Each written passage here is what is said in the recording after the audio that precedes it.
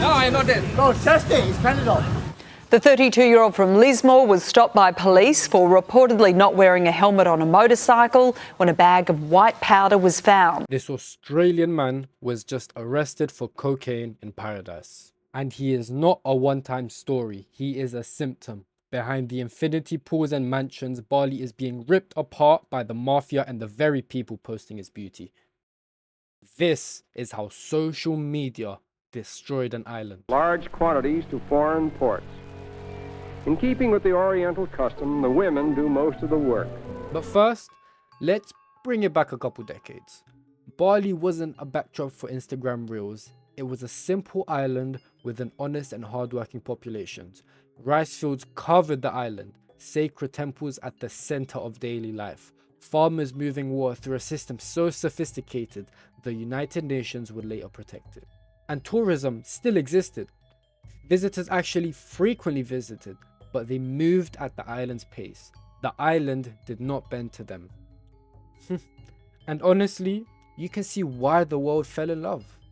But love at internet scale looks a lot like consumption.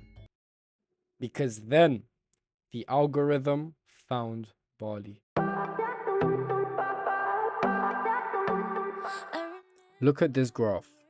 Every column shows how many people visited Bali. Millions of visitors a year funneled to the same beaches, same waterfalls, same hidden gems that stopped being hidden the moment they trended. And then came a new invasive species entirely. What do you do for a living? Couple things. I run an e-commerce business. That one's doing about $2 to $3 million in revenue a year. And I'm also starting my personal brand. I've been making content on Instagram for a while, starting my YouTube channel as well. And I also just started doing coaching and Scroll the comments under these videos and you'll find the other side of the coin. Locals priced out of their own villages, rent exploding, and rice fields flipped into co-working spaces.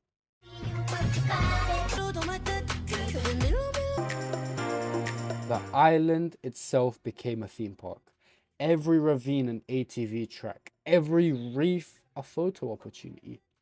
It got so out of control that authorities confirmed a viral adult video had been filmed on Mount Batur, a sacred volcano.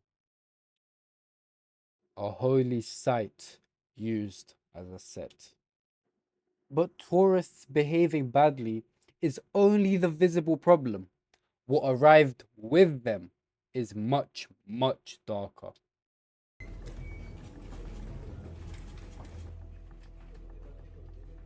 Where money and tourists flood faster than local law enforcement can scale, there's one thing that always follows, and that is organized crime. 2. British nationals are currently facing a possible death penalty in Bali, accused of a cocaine plot reportedly worth around £300,000. Accused. Their case is ongoing, but Indonesia's drug laws are among the harshest on earth, and people keep testing them. An Australian man arrested over cocaine. Authorities even raided a clandestine drug lab reportedly producing DMT on the island itself, not smuggled in, made here. Then the one story that shook the entire island.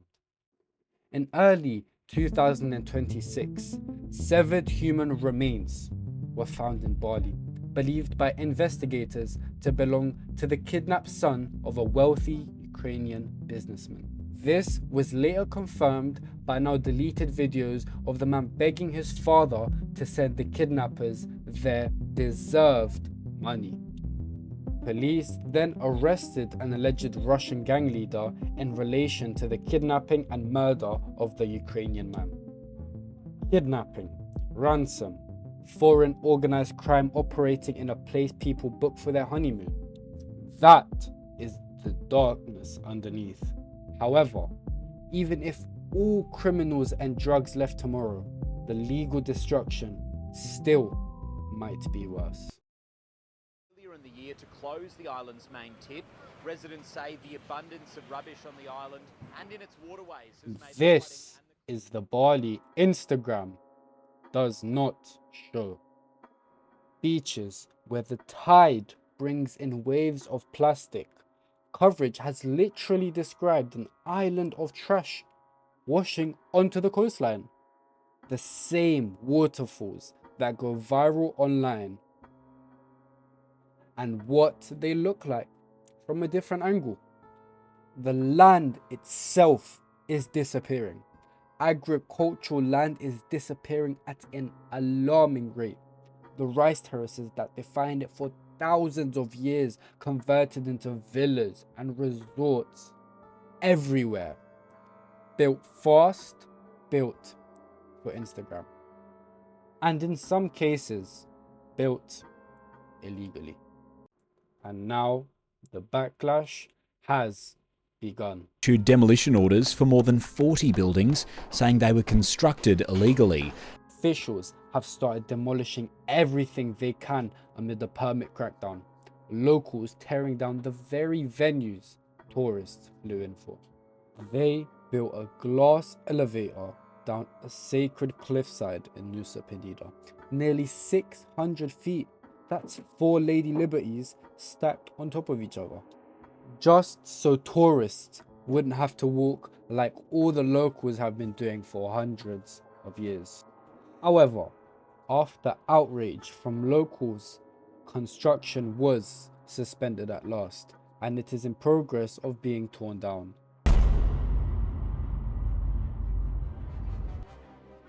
However, here's the trap. Tourism is a massive part of Bali's economy, and so it's dependent on the very thing destroying it. And if you think this is just a Bali problem, there's another island, a few hours flight away, already further down the same road. And if you want to know where all this ends, you don't have to guess, because this island already ran this exact experiment. And this is what Bali looks like 10 years from now. This is Phuket, Thailand. It got algorithm famous years before Bali did, which means it's further down the same road. Locals describe the costs rising so fast, they're squeezing everyone. The money that arrived to enjoy paradise is now pricing itself out of it. That's the stage Bali hasn't reached yet.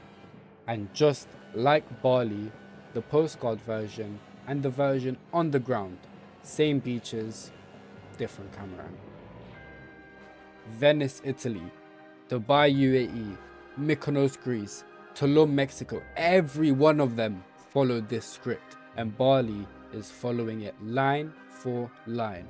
Go viral, get flooded, get bought, get broken.